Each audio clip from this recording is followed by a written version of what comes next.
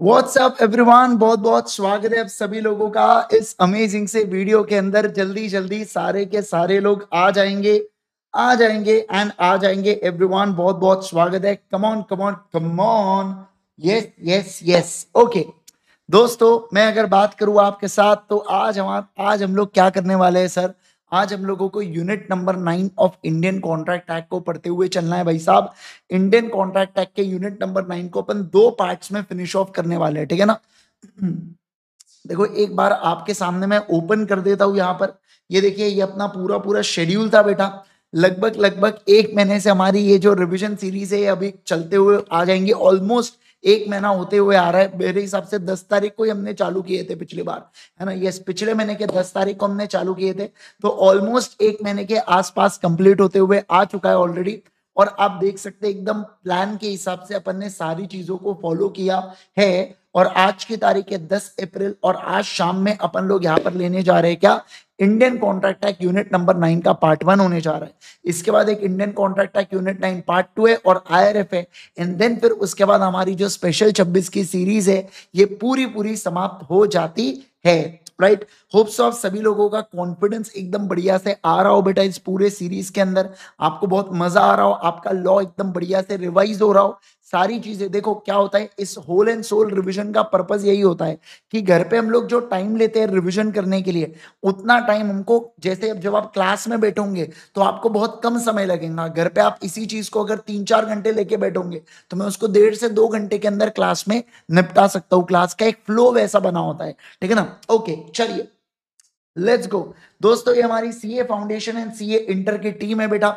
मैं आपको एक बात बता दूं, बहुत ही अमेजिंग, बहुत ही प्यारे रिजल्ट्स, चाहे हमारे सीए फाउंडेशन के हो या CA inter both group by ultimate CA हो, बहुत ही ऑसम और फैंटास्टिक रिजल्ट्स रहे।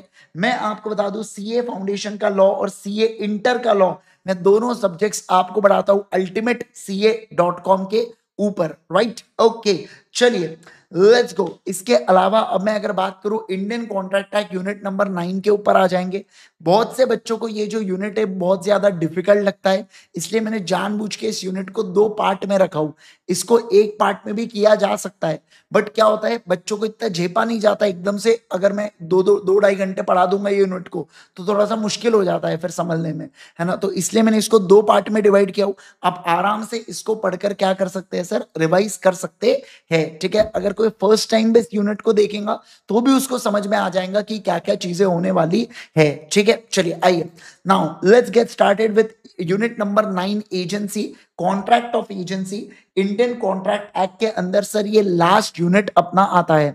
सर एजेंट का मतलब क्या होता है पहले तो ये समझते हैं। तो एजेंट का मतलब होता है ऐसा कोई भी पर्सन जिसको हम लोग एम्प्लॉय करते हैं कोई एक्ट को करने के लिए, है ना। किसी कोई एक्ट को करने के लिए किसी दूसरे पर्सन के बिहाफ में, क्या कहा मैंने बोलो, जब मैं किसी दूसरे पर्सन को अपॉइंट करता हूं कि तू कुछ एक्ट कर मेरे बिहाफ में या तू थर्ड पार्टी के साथ डील कर मेरे बिहाफ में, तो इन्हें क्या बोला जाता है, इन्हें बोला जाता है यहां पर एजेंट। क्या बोला जाता है बोलो जल्दी से, इन्हें बोला जाता है यहां पर एजेंट। ओके सर, प्रिंसिपल का मतलब होता है ऐसा व्यक्ति जो अपॉइंट करता है ये पर्सन को, उन्हें प्रिंसिपल कहा जाता है। जैसे फॉर एग्जाम्पल अगर मैं कहूं आपके साथ, समझना एकदम अच्छे से ध्यान देना। जैसे देखिए मैं अगर बात करूं गड़ा इलेक्ट्रॉनिक्स के बारे में, किसके बारे में बोलो, गड़ा इलेक्ट्रॉनिक्स के बारे में। तो जेठालाल जो है बेटा, जेठालाल ने क्या करके रखा है, जेठालाल ने नट्टू काका को अपॉइंट कर रखा है और बाघा को अपॉइंट कर रखा है। समझ रहे क्या आप बात को। अब जब जेठालाल दुकान पर नहीं रहते हैं और कोई भी कस्टमर यानी कि थर्ड पार्टी दुकान पर आता है, तो मुझे बताइए बेचता कौन है, नट्टू काका और बाघा बेटा माल को बेचते हैं। टीवी, फोन, वॉशिंग मशीन, इसको बेचते हैं किसको, थर्ड पार्टी को। समझ पा रहे हैं क्या। कैश को भी कलेक्ट करते हैं क्या, यस। ऑर्डर भी प्लेस करते हैं क्या, यस। डिलीवरी भी करते हैं क्या, यस। राइट, पर अपॉइंट किसने किया इन लोगों को, जेठालाल ने अपॉइंट किया।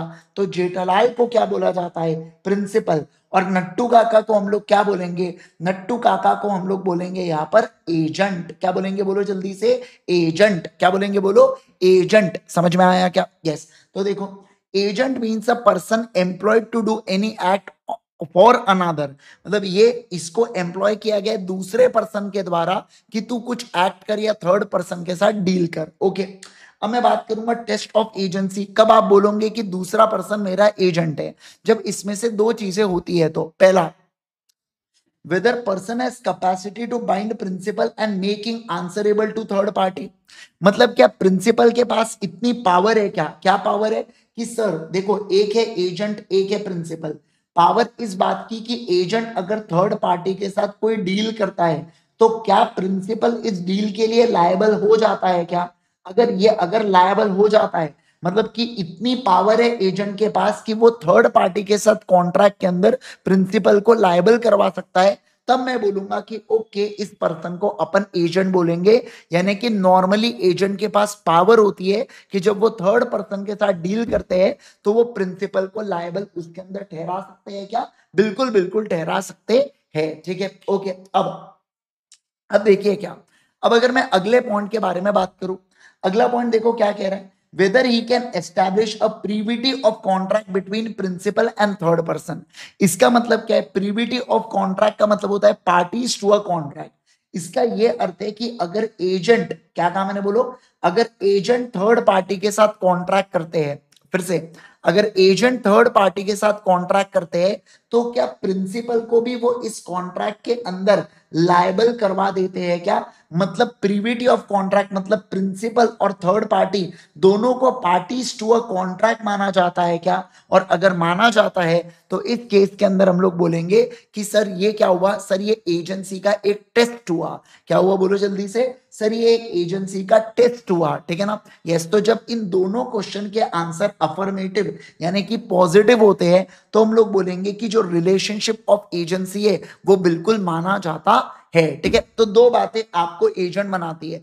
क्या आप मुझे बाउंड करवा सकते हो क्या थर्ड पार्टी के साथ कॉन्ट्रैक्ट के लिए? और माना कि आपने कॉन्ट्रैक्ट किया, बट आपने कॉन्ट्रैक्ट किया फिर भी मैं पार्टी टू अ कॉन्ट्रैक्ट बन जाऊं उस सिनेरियो के अंदर, तो भी अगेन मैं क्या माना जाऊंगा? तो भी अगेन मैं माना जाता हूं यहां पर, सभी लोग बोलो जल्दी से, तो भी अगेन मैं माना जाता हूं यहां पर प्रिंसिपल और एजेंट। ठीक है ना? Yes, okay. अब देखिए सर, अब हम लोग बात करेंगे कि एक पर्सन एजेंट बनने के लिए कौन कौन होना चाहिए। क्या कहा मैंने? बोलो, person qualified to be agent. जो भी पर्सन यहाँ पर एजेंट बनना चाहता है ना, उसका मेजर या साउंड माइंड का होना जरूरी है। क्या? Yes sir. Actually person qualified to appoint agent के बारे में बात कर रहे हैं।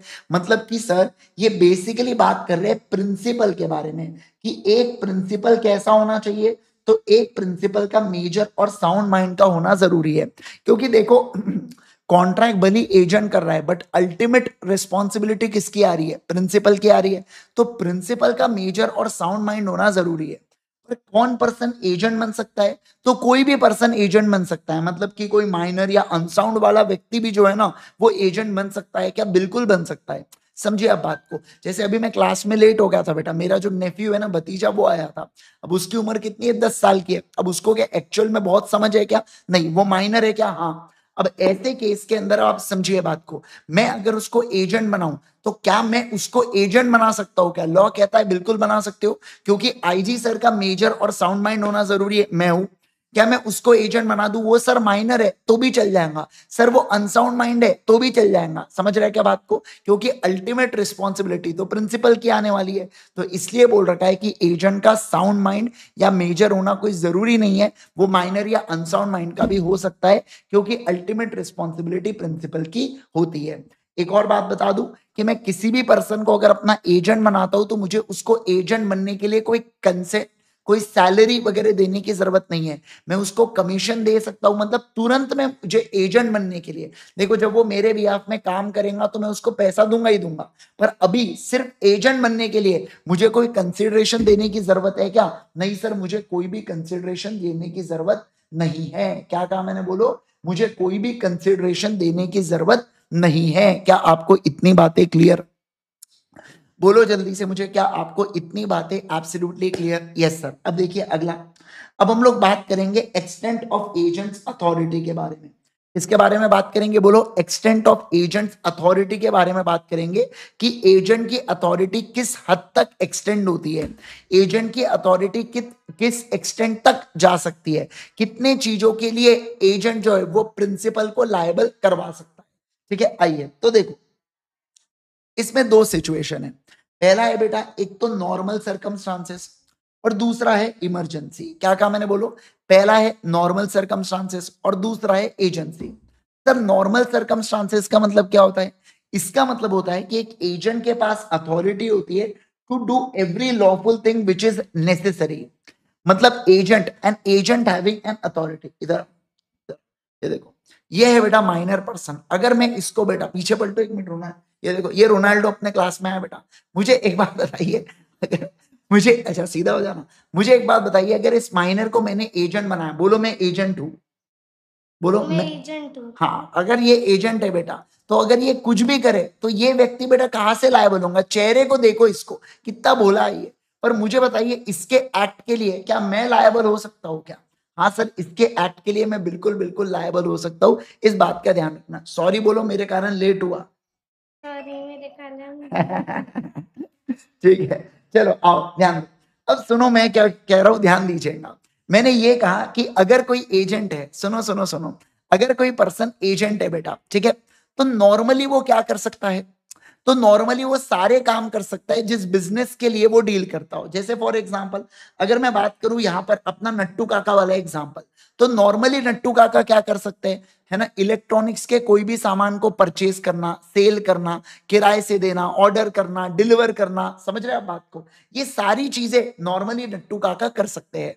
समझ पा रहे हैं आप बात को? मतलब मैंने ये कहा आपके साथ, इसे बोला जाता है नॉर्मल सर्कमस्टांसेस। क्या बोला जाता है, बोलो? Normal circumstances. ठीक है ना? आओ, इसका अर्थ क्या है कि एक नॉर्मल सिचुएशन के अंदर इसके पास अथॉरिटी होती है, वो सारा क्या करने की, बिजनेस करने की, जो लॉफुल है बेटा, in ordinary course of business.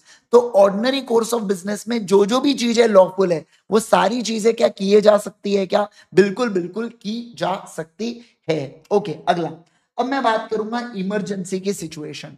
लेकिन सर अगर इमरजेंसी की सिचुएशन आ गई ना, तो एक एजेंट प्रिंसिपल को नुकसान से बचाने के लिए सारे काम कर सकता है। क्या कर सकता है, बोलो? एक एजेंट प्रिंसिपल को नुकसान से बचाने के लिए सारे काम कर सकता है जो as a person of normally prudence करते हैं। जैसे मैं आपको एक एग्जांपल देता हूं। मान लो गड़ा इलेक्ट्रॉनिक्स के अंदर आग लग गई बेटा। अब जेठालाल क्या गया, जेठालाल सेनोरेटा आइलैंड पे गया है घूमने के लिए बेटा। उसका ना फोन लग रहा, ना व्हाट्सएप जा रहा, ना कुछ हो रहा है। अब जैसे ही नट्टू काका और बागा को इसकी खबर पड़ी, तो उन्होंने तुरंत आग बम्बा वाले को फोन कर दिया। इसके अलावा उन्होंने न्यू जगह क्या कर लिया, न्यू जगह रेंट पे ले लिया, और सारा के सारा जो सामान है ना बेटा, वो क्या करवा दिया, शिफ्ट कराना चालू कर दिया। समझ रहे क्या आप बात को? यस। तो मुझे बताइए, नट्टू काका वैसे न्यू जगह तो रेंट पे नहीं ले सकते, एक एजेंट का ये काम तो नहीं होता, पर यहां पर लिया। क्यों लिया? ताकि सामान को बचाया जा सके नुकसान होने से, लॉस होने से, डैमेज होने से, चोरी होने से। तो क्या नट्टू काका ये सारी चीजें कर सकते हैं क्या? इसका जवाब है हाँ, नट्टू काका ये सारी चीजें कर सकते हैं। क्या कहा मैंने, बोलो? नट्टू काका ये सारी चीजें कर सकते हैं। इस बात का ध्यान रखना।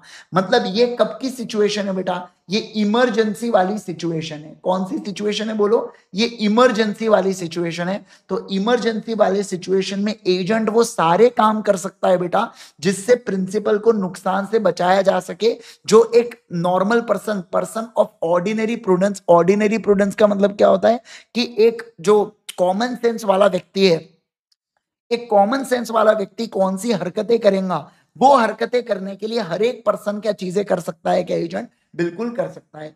अब सवाल बनता है, वैलिड इमरजेंसी कब मानी जाती है? जब मेरे पास प्रिंसिपल के साथ कम्युनिकेट करने की अपॉर्चुनिटी नहीं है। जैसे मेरा बात ही नहीं हो रहा है जेठालाल से।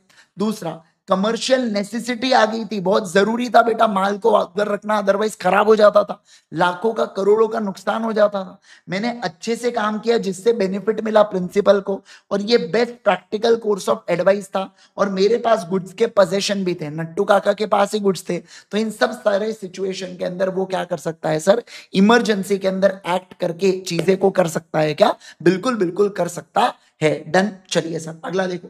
अब मैं बात करूंगा mode of creation of agency. Sir agent, मैं किसी पर्सन को एजेंट कैसे बना सकता हूं? तो एक्सप्रेस अथॉरिटी, जैसे याद है आपको, हाँ मैं एजेंट हूं, अभी बोल के क्या बेटा मेरा नेफ्यू, तो ऐसे इसमें उसने एक्सप्रेसली बोला कि वो मेरा क्या है बेटा, वो मेरा एजेंट है। हमारा आपस में एक्सप्रेस कॉन्ट्रैक्ट हुआ, मैंने कहा तुम मेरे एजेंट बनोगे, उसने कहा हाँ मैं आपका एजेंट बनूंगा। इसको आपस में आपने एक्सप्रेस कर दिया, एक तो बोल के या लिख कर, तो इसे एक्सप्रेस अथॉरिटी कहा जाता है। पर एक्सप्रेस अथॉरिटी से ही बात नहीं बनती, बात कभी कभार इंप्लाइड चीजें भी कुछ हो जाती है। मैंने कुछ नहीं कहा बेटा, बट हमारे जो वर्क कल्चर है या हमारा जो कंडक्ट ऑफ पार्टीज है, मतलब हम दोनों के बिहेवियर से ऐसे समझ में आ रहा है कि वो व्यक्ति मेरा एजेंट है।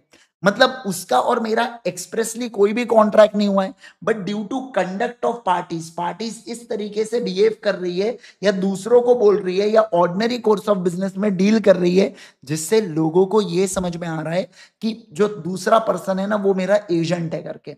समझ पा रहे क्या बात को? दूसरा पर्सन क्या है, बोलो जल्दी से, दूसरा पर्सन मेरा एजेंट है करके। ठीक है, आइए चलो अब ध्यान देना क्या है। अब अगर मैं कहूं यहां पर, अब यहां पर इसके अंदर 4 पॉइंट है बेटा, ठीक है ना, ध्यान देना 4 पॉइंट है। पहला है एजेंसी बाय एस्टॉपल, दूसरा एजेंसी बाय नेसेसिटी, तीसरा एजेंसी बाय ऑपरेशन, और चौथा अगर मैं बात करूं इफेक्ट ऑफ रैटिफिकेशन। क्या है बोलो जल्दी से, इफेक्ट ऑफ रैटिफिकेशन। अब सबसे पहले मैं आपको एजेंसी बाय एस्टॉपल के बारे में बता देता हूं।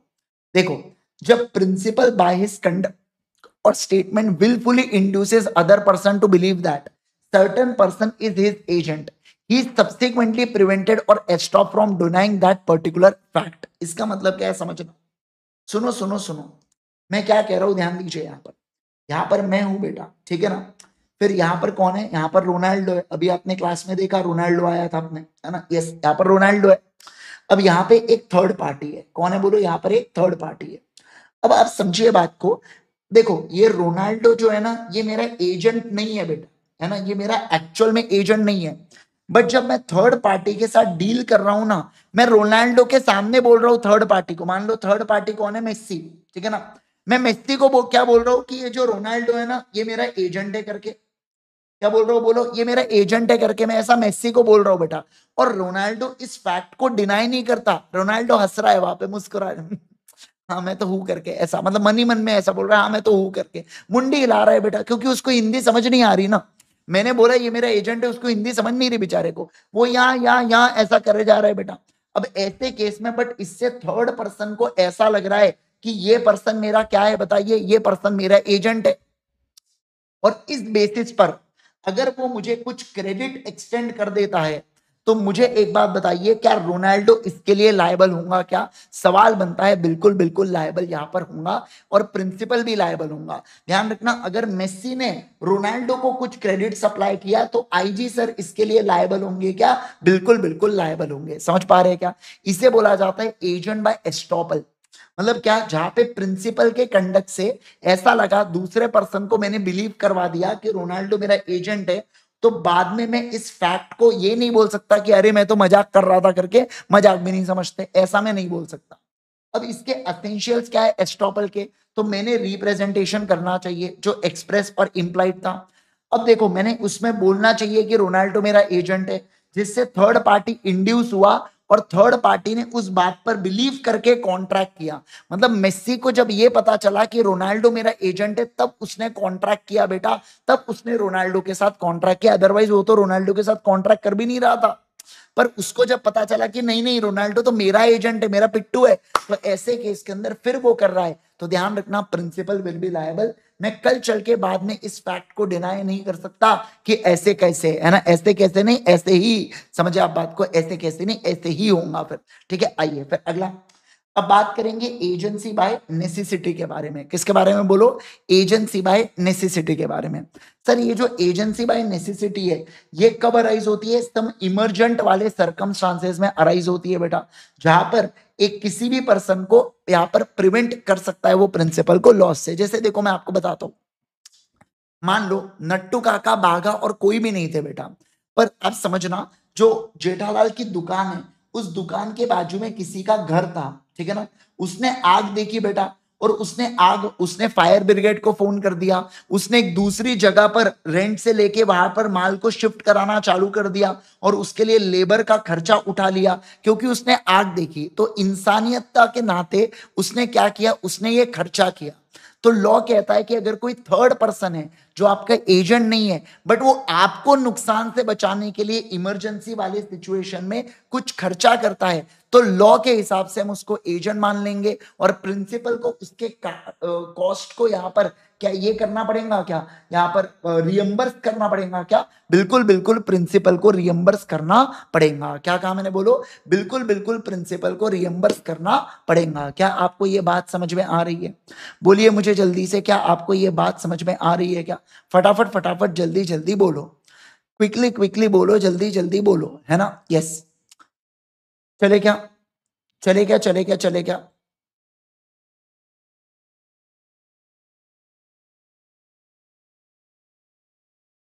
डन। चलिए सर आ जाओ अगला। अब हम लोग बात करेंगे agency bye operation of law के बारे में। किसके बारे में? बोलो। Agency bye operation of law के बारे में हम लोग यहां पर चर्चा करेंगे। सर ये agency bye operation of law का क्या मतलब होता है? Agency bye operation of law का मतलब होता है कि कभी कभार एक पर्सन जो है ना वो एजेंट होता है ड्यू टू ट्रीटेड एज, मतलब where law treat one person as a agent of another, जहां पे लॉ ट्रीट करता है एक पर्सन को दूसरे पर्सन का एजेंट। जैसे आपको याद है क्या, फाइंडर ऑफ लॉस्ट गुड्स करके। अब मैं जो भी मान लीजिए मैं लॉस्ट गुड्स के ओनर को ढूंढने के लिए जो भी खर्चा करता हूं, क्या उसको मुझे पे करना पड़ेगा? क्या बिल्कुल बिल्कुल करना ही पड़ेगा, इस बात का ध्यान रखना। मतलब बेसिकली मैं यहां पर ये बोल रहा हूं कि कभी कभार लॉ के द्वारा एक पर्सन को एजेंट मान लिया जाता है दूसरे पर्सन का। नेक्स्ट अगर हम लोग बात करेंगे तो इफेक्ट ऑफ रैटिफिकेशन आता है। अब ये इफेक्ट ऑफ रैटिफिकेशन का क्या मतलब है समझना, एकदम अच्छे से ध्यान देना यहाँ पे। Where act are done by one person on behalf of another but without his knowledge और अथॉरिटी, मतलब उसके नॉलेज और अथॉरिटी के बिना, अगर किसी के नॉलेज या अथॉरिटी के बिना अगर एक्ट हो रहा है तो ही मे इलेक्ट टू रैटिफाई और disown such act. If he ratifies them, same effect will be followed if he has performed by his authority। क्या मतलब हुआ सर? ये तो अजीब सा कुछ तो भी बोल दिया आपने। देखो, जैसे मान लो मैं हूं बेटा प्रिंसिपल और दूसरा पर्सन है मेरा एजेंट, ठीक है ना? एग्जाम्पल के लिए मैं हूं प्रिंसिपल आईजी सर और सल्लू कौन है बेटा? सल्लू मेरा एजेंट है। क्या है? बोलो जल्दी से। सल्लू मेरा एजेंट है। ओके। अब देखो क्या होता है, मैंने सलमान खान को पावर दे के रखा हूं कि सलमान खान क्या कर सकता है कि सल्लू जो है ये कार को परचेस कर सकता है पर ये कार को सेल नहीं कर सकता। क्या कहा मैंने? बोलो। ये कार को सेल नहीं कर सकता। ऐसा मैंने क्या कर रखा हूं बेटा? सल्लू को पावर दे रखा हूं। अब मुझे एक बात बताइए, अगर मान लो सल्लू ने क्या किया, सल्लू ने फॉर एग्जाम्पल मान लीजिए यहां पर ऐश्वर्या को बेटा कार बेच दिया, कार सेल कर दिया, तो जरा मुझे एक बात बताना, और मैं इस एक्ट को बाद में अप्रूव कर देता हूं। क्या कर देता हूं बेटा? बनाओ। मैं इस कार को बाद में, मैं इस सेल को बाद में अप्रूव कर देता हूं। मैं कहता हूं ठीक है तूने बेच दिया तो चल बेच दिया, मैं इसको वैलिड मान लेता हूं करके। तो कल चल के फिर मैं फिर से इस कॉन्ट्रैक्ट को अवॉइड कर पाऊंगा क्या? नहीं। एक बार मैंने अप्रूवल दे दिया सेल के रिगार्डिंग तो ये बिल्कुल वैलिड माना जाता है। मैं चाहे तो इसको डिसओन भी कर सकता हूं, मतलब कि मैं बोल सकता हूं कि नहीं नहीं ये सेल वैलिड नहीं है, इनवैलिड होगा, ऐश्वर्या को ऐसा कम्युनिकेट कर दूंगा। पर एक बार मैंने अगर इसको वैलिड कर दिया तो अब मैं बाद में रिवर्स कुछ कर सकता हूं क्या? नहीं सर, बाद में मैं रिवर्स नहीं कर सकता हूं, इस बात का ध्यान रखना।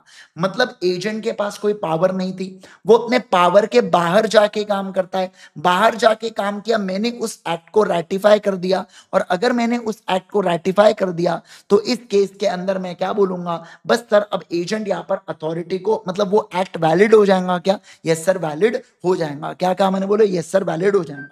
अब देखो ये जो रैटिफिकेशन है ना, ये मैं एक्सप्रेस या इंप्लाइड किसी भी तरीके से कर सकता हूं। एक्सप्रेस कैसा? मैं कह रहा हूं ठीक है सलमान तूने जो ऐश्वर्या को गुड्स बेचा ना वो चल वैलिड मान लिया करके। अब इंप्लाइड का मतलब क्या होगा? ऐश्वर्या ने जो कार का पैसा दिया मैंने वो बैंक अकाउंट में एक्सेप्ट कर लिया। मैं मना भी कर सकता था पर मैंने एक्सेप्ट कर लिया, इसका मतलब कार बेचने को मैंने वैलिड माना हूं। दूसरा, मुझे फुल नॉलेज ऑफ फैक्ट्स होना चाहिए बेटा, कभी भी ध्यान रखना। दूसरा, होल कंसिडरेशन या whole transaction must be ratified. अब इसका मैं आपको एक एग्जांपल देता हूं। मान लो मैंने यहां पर सलमान को पावर दे के रखा हूं कि सलमान क्या कर सकता है, 10 लाख रुपए तक कोई भी लैंड को परचेज कर सकता है। अब सलमान ने क्या किया, सलमान ने बेटा समझना बात को, एक ऐसा हुआ कि एक 12 लाख रुपए की जमीन खरीदी जिसके दो टुकड़े थे, एक टुकड़ा था 7 लाख का, दूसरा टुकड़ा था 5 लाख का, ठीक है ना, पर 12 लाख की जमीन खरीदी। अब इस सिचुएशन में क्या होता है कि ये 7 लाख वाली लैंड 12 लाख की हो जाती है, या एक काम करो 15 लाख की हो जाती है, बट ये 5 लाख वाली 4 की हो जाती है। तो मैं ये नहीं बोल सकता मैं इसको कैंसिल करता हूं पर मैं इसको वैलिड बोलता हूं, ना जी ना। मुझे अगर हाँ बोलना है, मुझे अगर रेटिफाई कराना है, तो मुझे होल ट्रांजेक्शन को रेटिफाई करवाना है। क्या करवाना है बोलो, मुझे होल ट्रांजेक्शन को रेटिफाई करवाना है। इसका मतलब क्या है कि मैं पूरे ट्रांजेक्शन को रेटिफाई करूंगा। ध्यान रखना, मैं आधे अधूरे ट्रांजेक्शन को रेटिफाई नहीं कर सकता, पूरे ट्रांजेक्शंस को मुझे क्या करवाना पड़ेगा, रेटिफाई करवाना पड़ेगा। क्या करवाना पड़ेगा बोलो बच्चों, रेटिफाई करवाना पड़ेगा। समझ गए क्या बात को? क्या आपको ये बात समझ में आ रही है क्या? सभी लोग जल्दी जल्दी बोलेंगे मुझे, क्या आपको ये पूरी पूरी बातें समझ में आ गई क्या इतनी? यस, डी पॉइंट देखो, रैटिफिकेशन से कभी भी थर्ड पार्टी को कोई भी डैमेज नहीं होना चाहिए। क्या कहा मैंने बोलो, रैटिफिकेशन से कभी भी थर्ड पार्टी को कोई डैमेज नहीं होना चाहिए। और मैं आपको एक एग्जांपल देता हूं कि कैसे रैटिफिकेशन से डैमेज नहीं होना चाहिए। जैसे देखो, मैं अगर मेरी बात करूं, यहां पर कौन था अपने केस में, सल्लू था। अब मान लो सल्लू यहां पर है ना, किसी को लीज पर कार दे सकता है, ठीक है ना, लेकिन कार को वापस नहीं मांग सकता सल्लू, इस बात का ध्यान रखना। अब सल्लू ने मान लो 3 दिन का यहां पर लीज पे दिया, किसको, लीज पर दिया यहां पे जैकलीन को कार। अब ऐसे केस के अंदर सल्लू जो है ना, वो कार को दूसरे दिन वापस मांगता है, जैकलीन मना कर देती है, जैकलीन कहती है सल्लू तुम्हारे पास तो पावर ही नहीं है कार को मांगने की। अब इस सिचुएशन के अंदर क्या होता है, बाद में मैं इस सल्लू के एक्ट को रेटिफाई कर देता हूं और मैं कहता हूं देखो जैकलीन, मैंने पहले ही बोला था जब मैं कार को वापस मांगू तुम्हें कार को देना पड़ेगा, पर तुमने दूसरे दिन कार को नहीं दिया, तो इस केस के चलते अब मैं तुमको डैमेजेस लगाऊंगा। तो ऐसा नहीं हो सकता। कभी भी रैटिफिकेशन से किसी थर्ड पार्टी को नुकसान या डैमेज होना चाहिए क्या, नेवर एवर, कभी भी उसको नुकसान या डैमेज नहीं होना चाहिए।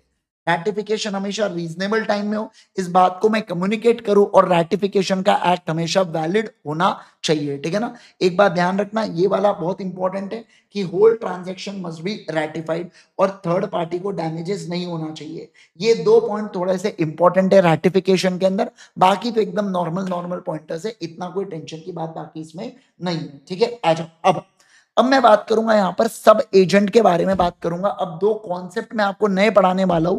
सर एजेंट में 2 बिरादरी होती है, एक बिरादरी होती है सब एजेंट की, दूसरी बिरादरी होती है सब्सटीट्यूटेड एजेंट की। क्या कहा मैंने बोलो, एक बिरादरी होती है एजेंट की और दूसरी बिरादरी होती है यहां पर, दूसरी बिरादरी होती है यहां पर कौन सी, सब्सटीट्यूटेड एजेंट्स की। किसकी बोलो जल्दी से, सब्सटीट्यूटेड एजेंट की। ओके, अब देखो क्या सर सब एजेंट का मतलब क्या होता है। तो सबसे पहली बात तो सब एजेंट के बारे में मैं आपको बता दूं कि सब एजेंट जो है ना, एजेंट सुनो, जैसे देखो अपना अभी तक एग्जांपल चल रहा था कि आईवी सर का एजेंट कौन है, सल्लू। अब मान लो सल्लू क्या करता है अपने काम के लिए, मान लो फॉर एग्जांपल किसी और को, एग्जांपल के लिए डॉली को, ठीक है ना, डॉली चाय वाला। तो सल्लू क्या करता है, डॉली चाय वाले को बेटा अपना अगर एजेंट बना देता है, किसके लिए, वो काम के लिए, वो वर्क के लिए जिसके लिए मैंने सल्लू को अपॉइंट किया था, सल्लू बेटा उसी काम के लिए किसी और पर्सन को अपॉइंट करता है, तो डॉली चाय वाले को अपन क्या बोलेंगे, सब्सटीट्यूटेड एजेंट बोलेंगे। क्या बोलेंगे बोलो जल्दी से, सब्सटीट्यूटेड एजेंट बोलेंगे। क्या बोलेंगे बोलो, सॉरी सब एजेंट बोलेंगे। क्या बोलेंगे सभी लोग बताना, सब एजेंट बोलेंगे, ठीक है ना। यस, मतलब कि एजेंट ने अपने लिए और एक और एजेंट अपॉइंट किया। तो देखो अ पर्सन एम्प्लॉयड बाय या acting under the control of original, oh my God sir, ऐसा पर्सन जो ओरिजिनल एजेंट के अंदर काम करता है बिजनेस ऑफ एजेंसी में, उस पर्सन को एजेंट बोला जाता है। क्या, हाँ सर सब एजेंट बोला जाता है। जनरल रूल क्या कहता है कि एक जो सब एजेंट है ना, उसका अपॉइंटमेंट लॉफुल नहीं होता।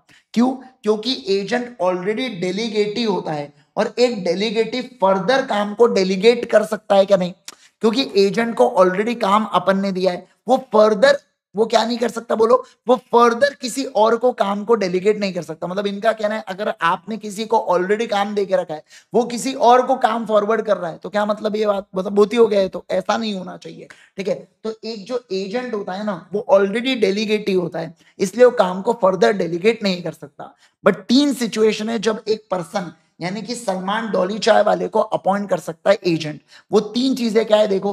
पहला, if terms of original appointment states, जो ओरिजिनल अपॉइंटमेंट था बेटा, मतलब मैं जब सलमान को अपना एजेंट बना रहा था तब उसने पहले ही बोल दिया था कि मैं किसी दूसरे सब एजेंट को अपॉइंट कर सकता हूं। ठीक है, या मान लो जिस बिजनेस में हम लोग डील करते हैं ना वहां पे काफी कॉमन है बेटा सब एजेंट को अपॉइंट करना। मैं आपको एक एग्जांपल देता हूं बेटा, जैसे देखो अपना जो कार कार होती है बेटा, है ना, तो कार को रेगुलरली वॉश करने के लिए कार वॉश वाला होता है, बराबर है ना।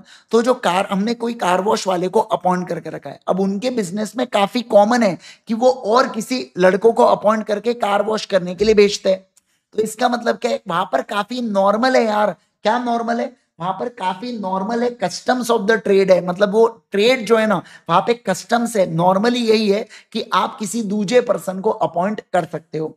तीसरा, इफ अनफोर्सिन इमरजेंसी अराइजेस, लेकिन सर अगर कोई बहुत ही खतरनाक इमरजेंसी अराइज हो जाती है, मान लो सलमान के ऊपर गोलियां चल जाती है, ठाए ठाए दीवार पर गोली लगती है, सलमान को नहीं लगती, तो ऐसे केस के अंदर सलमान डर जाता है बेटा, वो घर के अंदर ही रहता है, पर काम तो चलते रहना चाहिए, तो वो फिर डॉली चाय वाले को उसके जगह अपॉइंट करता है, तो चलता है सर। ये इमरजेंसी की सिचुएशन है, क्या है बोलो जल्दी से, इमरजेंसी की सिचुएशन है। समझ में आया क्या बात है? अरे बोलो ना, क्या आपको बातें समझ में आ रही है क्या? यस। अब देखो, इफ सब एजेंट प्रॉपरली अपॉइंटेड, सर अगर सब एजेंट को आपने प्रॉपरली अपॉइंट किया है ना, तो एक बात ध्यान रखना, प्रिंसिपल लायबल रहेगा थर्ड पार्टी के टुवर्ड्स, एजेंट लायबल रहेगा प्रिंसिपल को, और सब एजेंट लायबल रहेगा अपने एक्ट के लिए। किसको सर? अपने एक्ट के लिए एजेंट को। मैं आपको एक एग्जांपल देता हूं, देखो sir, IG sir, Salman, Dolly चाय वाला, तो देखो डॉली चाय वाला अगर प्रॉपरली अपॉइंटेड है, तो डॉली चाय वाला अगर कोई एक्ट करता है, क्या करता है बोलो, अगर कोई एक्ट करता है थर्ड पार्टी के साथ, तो आईजी सर यहां पर इस एक्ट के लिए क्या रहेंगे? लायबल रहेंगे। पहला पॉइंट। दूसरा, ये जो एजेंट है ये इस एक्ट के लिए लायबल होगा, किसके टुवर्ड्स? आईजी सर के टुवर्ड्स। और डॉली चाय वाला जो है ना ये लायबल होगा सलमान के टुवर्ड्स। डॉली चाय वाला क्या आईजी सर के टुवर्ड्स कभी लायबल होगा? क्या कभी नहीं लायबल होगा, इस बात का ध्यान रखना। ये पहला। दूसरा, सर लेकिन अगर सब एजेंट को आपने विदाउट अथॉरिटी अपॉइंट किया, क्या किया बोलो?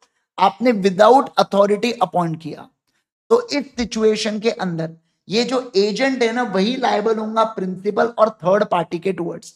मतलब principal will not be responsible, principal responsible नहीं, principal not responsible for the act of sub agent. Sub agent यहाँ पे आंसरेबल होता है केवल और केवल एजेंट के लिए, है ना। अब ध्यान रखना, सर आपने बुक में ही क्यों नहीं भेजा? क्योंकि आप अगर अपनी मॉड्यूल चेक करोगे तो मॉड्यूल में भी लिखा है principal will be responsible for act of sub agent, जबकि ऐसा हो ही नहीं सकता। मतलब क्या बोल के रखा है कि सर आईजी सर, समझना, आईजी सर यहाँ पर सल्लू, यहाँ पर डॉली चाय वाला, ठीक है ना, ये एक्ट करता है किसके साथ? थर्ड पार्टी के साथ। तो लॉ क्या कहता है सुनो, कि आईजी सर यहाँ पर लायबल होंगे क्या? नहीं, ये जो है ना सल्लू यही लायबल होगा थर्ड पार्टी के टुवर्ड्स, यही लायबल होगा आईजी सर के टुवर्ड्स। और डॉली चाय वाला की लाइबिलिटी जो है वो केवल और केवल सल्लू के टुवर्ड्स रहने वाली है। आईजी सर की कभी भी रिस्पॉन्सिबिलिटी नहीं होंगी अगर सब एजेंट प्रॉपरली अपॉइंटेड नहीं है, तो इस बात का आपको ध्यान रखना है। क्या आपको बात समझ में आई क्या? सभी लोग जल्दी से बोलेंगे मुझे, क्या आपको ये बात समझ में आई क्या? ये जो मैंने आपको बनाया ना, इससे अब आप समझिए बात को, एकदम इजी है। ये जो एरो से अपन ने अभी तुरंत ग्राफिकल चीजें देखी, एकदम फटाफट चीजें चले आती माइंड में बेटा। ठीक है, आओ अगला पॉइंट देखो आप, रूल्स ऑफ सब एजेंट के बारे में बात करेंगे। सर ये रूल्स ऑफ सब एजेंट क्या कहते हैं, मतलब ये सब एजेंट के कौन से रूल्स है? पहला, सर ये वर्क करता है किसके कंट्रोल में? एजेंट के कंट्रोल में। दूसरा, एजेंट जो है ये अपने काम डेलीगेट करता है किसको? एजेंट जो है ना ये अपने काम डेलीगेट करता है बेटा किसको? सब एजेंट को। किसको बोलो जल्दी से? सब एजेंट को डेलीगेट करता है। 1 मिनट होल्ड करना आप सारे लोग।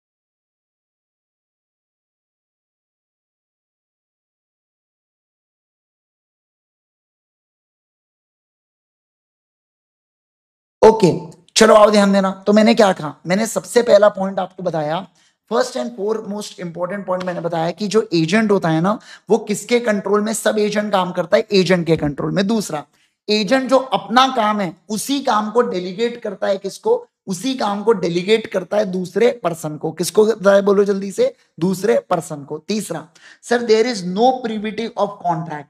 नो प्रीविटी ऑफ कॉन्ट्रैक्ट का मतलब क्या होता है सर, कि एक सब एजेंट और प्रिंसिपल है ना, ये आपस में कॉन्ट्रैक्ट में रिलेशन में होते हैं क्या, नहीं सर, ये आपस में कॉन्ट्रैक्ट में रिलेशन में नहीं होते। चौथा, sub agent is responsible for for as, देखो सब एजेंट जो है ना, ये केवल और केवल एजेंट के टुवर्ड्स रिस्पॉन्सिबल होता है।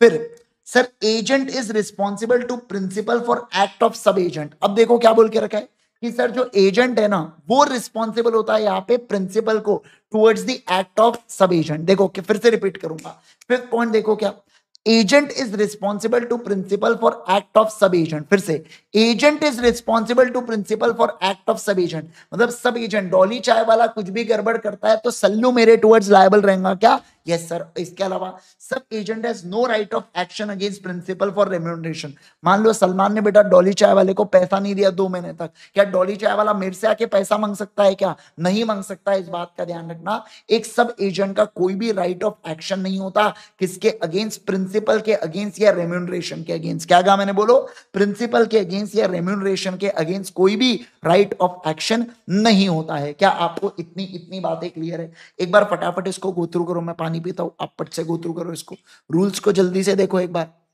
ये सब एजेंट वाला पॉइंट इंपॉर्टेंट है ना, ये एग्जाम में पूछने के चांसेस है, ये वाला भी और इसके बाजू वाला भी, सब्स्टिट्यूटेड एजेंट भी। और ये वाला पढ़ो आप जल्दी से।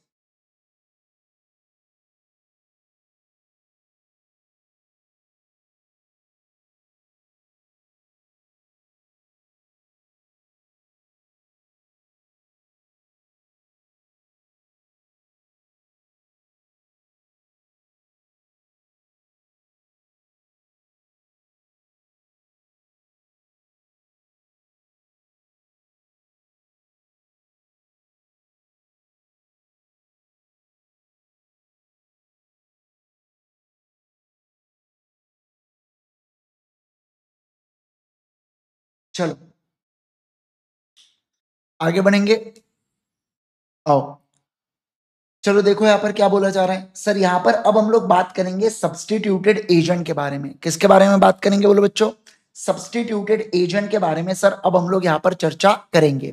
सर ये सब्स्टिट्यूटेड एजेंट का क्या मतलब होता है, सब्स्टिट्यूटेड एजेंट का मतलब होता है कि सर जब हमारा एजेंट जो है ना, समझना, देखो प्रिंसिपल है, प्रिंसिपल ने ऑलरेडी किसको अपॉइंट कर रखा है बच्चा, एजेंट को अपॉइंट कर रखा है, बराबर ना, यस।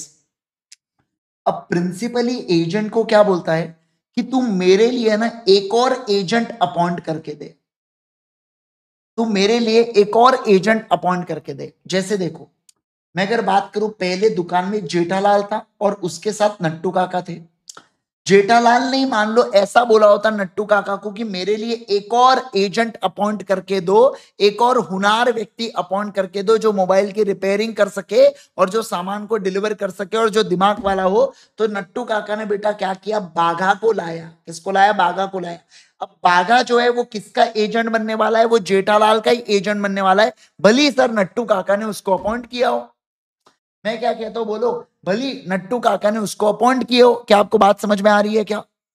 इसका मतलब क्या हुआ, इसका मतलब ये हुआ सर कि एक जो पर्सन है ना, सुनना एकदम अच्छे से ध्यान देना बात को, इसका मतलब हुआ है कि यहां पर जो पर्सन अपॉइंटेड बाय एजेंट है टू एक्ट फॉर प्रिंसिपल, मतलब सर यहां पे क्या हुआ, मैं जैसे यहां पे जैसे जेठालाल ने नट्टू काका को बोला कि पर्सन को अपॉइंट करो, तो नट्टू काका ने पर्सन को अपॉइंट किया किसके लिए, टू एक्ट फॉर प्रिंसिपल, यानी कि जेठू के लिए।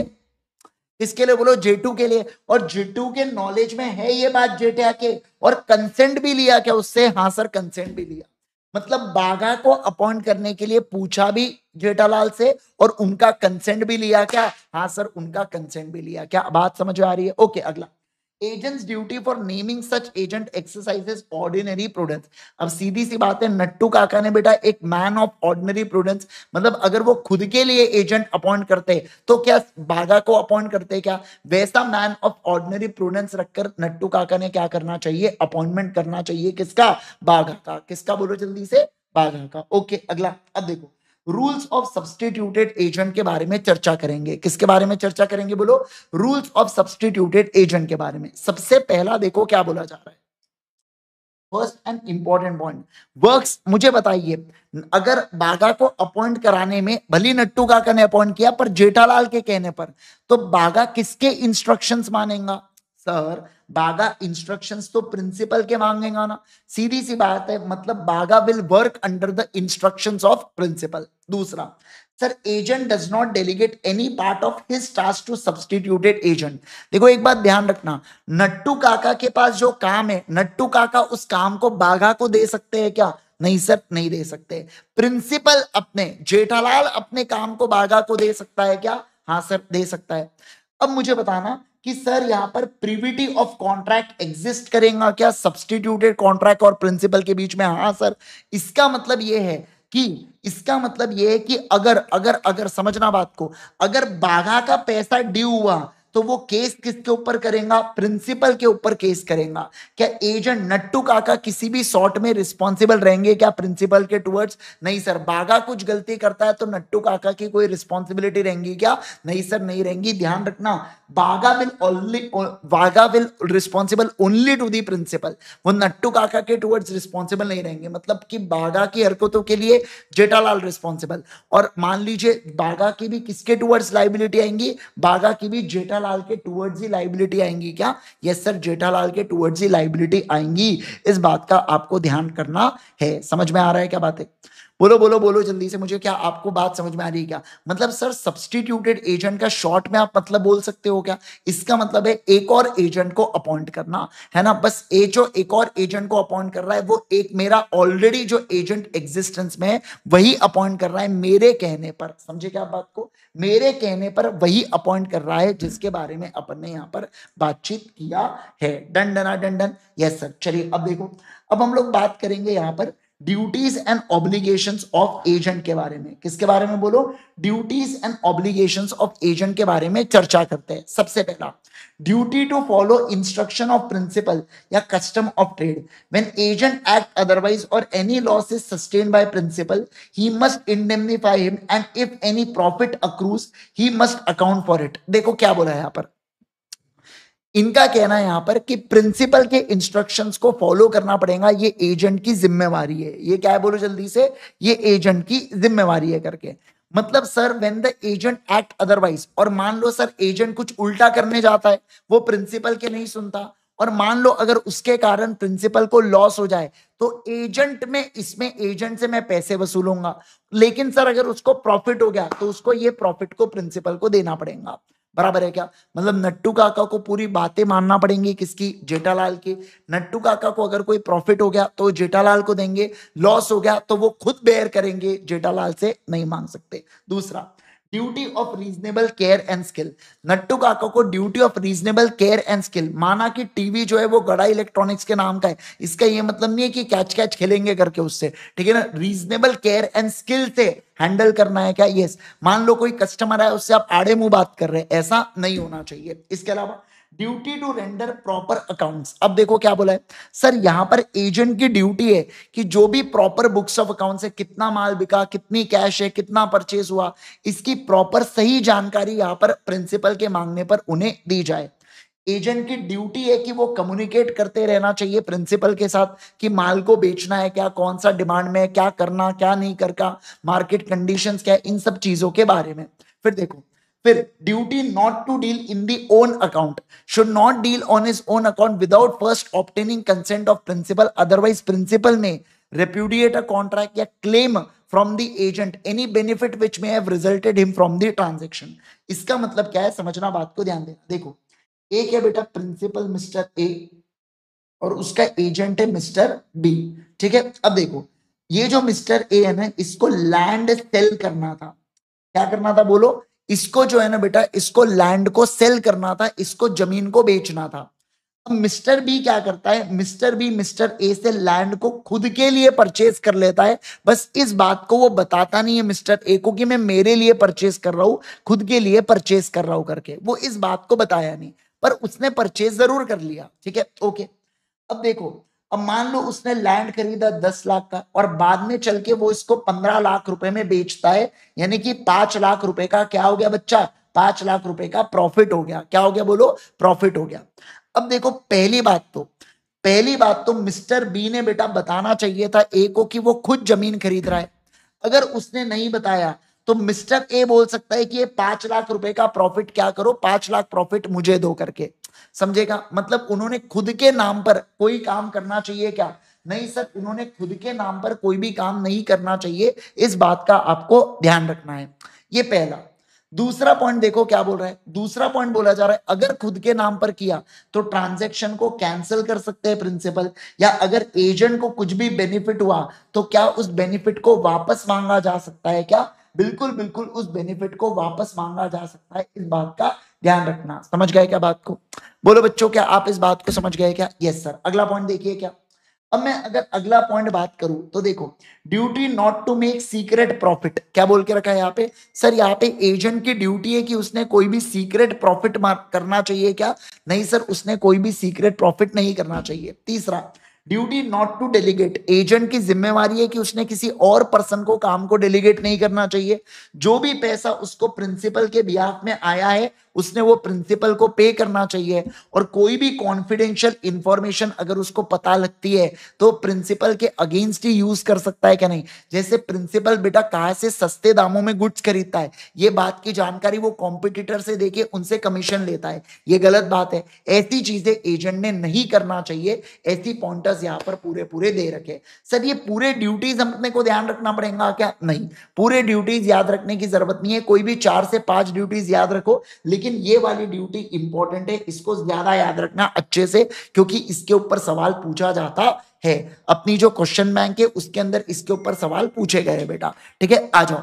चलो अब देखो, अब अगर मैं बात करूं आपके साथ, सारे के सारे लोग ध्यान दीजिए है ना, आओ अब ध्यान देना सर, अब अगर मैं बात करूं आपके साथ तो सुनो सुनो सुनो, principal liability to third party के बारे में बात करेंगे, इसके बारे में बात करेंगे, बोलो principal liability to third party के रिगार्डिंग चर्चा करेंगे, रेडी रेडी रेडी, बोलिए जल्दी से मुझे, क्या आप रेडी हो क्या, बस ये अपना आज का आखिरी टॉपिक होगा, उसके बाद अपना आज का ये टॉपिक समाप्त, फिर बचा हुआ जो है वो अपन करेंगे सेकंड वाले पार्ट के अंदर, जितनी भी चीजें अपनी बची हुई है ना ये अपन सेकंड पार्ट के अंदर फिनिश करेंगे, ठीक है यस ओके।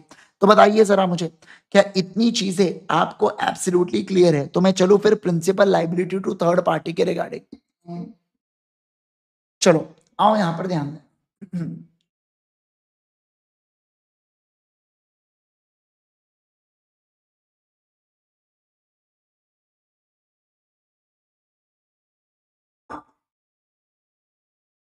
आ जाओ, देखो सर यहां पर क्या बोला जा रहा है, principal liability to third parties के रिगार्डिंग चर्चा करेंगे।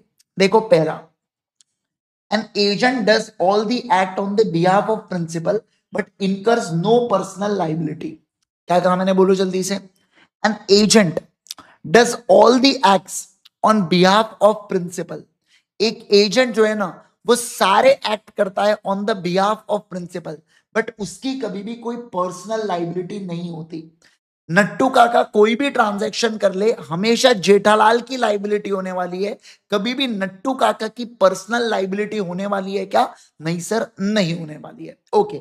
अब principal liability for act of agent, मुझे बताइए वो सारे एक्ट जो एजेंट के स्कोप के अंदर है, मतलब मैं ऐसा बोल सकता हूं जो एजेंट के पावर के अंदर है, तो वो सारे एक्ट जो एजेंट के पावर में है, अगर एजेंट वो एक्ट्स को करता है तो मुझे एक बात बताइए क्या प्रिंसिपल की लाइबिलिटी रहेंगी क्या, हाँ सर रहेंगी।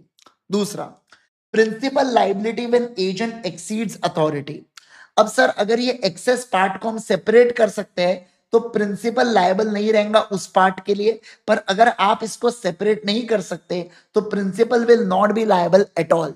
हाउएवर अगर प्रिंसिपल इंड्यूस करता है थर्ड पार्टी को बिलीव करने के लिए कि एक्ट अथोराइज था तो प्रिंसिपल लायबल होगा। एग्जाम्पल, सर जो सलमान है ना वो 10 लाख के ऊपर डील नहीं कर सकता किसी भी चीजों में। अब सलमान ने क्या किया, समझना बात को, सलमान ने एक ही जमीन खरीदी 12 लाख रुपए की।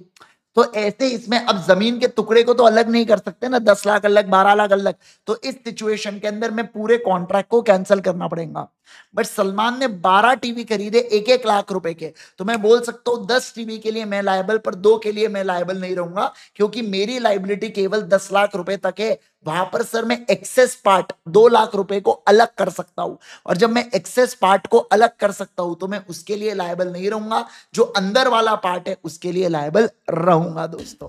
ओके, लेकिन सर अगर मैं उसके एक्ट को रेटिफाई कर दिया तो उस सिचुएशन में मेरी लाइबिलिटी आ जाएंगी। अब देखो, consequences of notice given to agent, any notice given to या information obtained in ordinary course of business will have same consequences as if it is obtained by an agent करके। क्या बोला है यहां पर बताइए सर, यहां पे बोला है कि कॉन्सिक्वेंसेस ऑफ नोटिस, मान लो थर्ड पार्टी ने केस कर दिया बेटा सल्लू के ऊपर, तो इसका ये मतलब है कि प्रिंसिपल के ऊपर केस हुआ है। समझे क्या आप बात को?